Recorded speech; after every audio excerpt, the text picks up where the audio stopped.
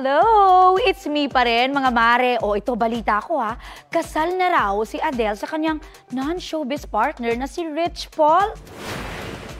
Usap-usapan kasi ang isang fan video na nakunan sa concert ng British singer-songwriter. Tila nadulas kasi si Adele at tinawag niyang my husband ang partner niyang si Rich.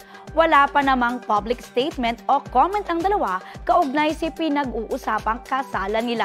2021 nang mag-divorce si Adele at ex-husband niyang si Simon Konecki at may 10-year-old silang anak.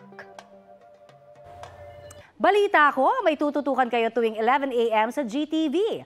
Alamin ang mahalagang balita at impormasyong dapat ninyong malaman sa Balita Ko tuwing Lunes hanggang Biyernes. Mag-subscribe din po sa GMA Integrated News sa YouTube. Sa mga kapuso naman abroad, maaari po kaming masubaybayan sa GMA Pinoy TV at www.gmanews.tv.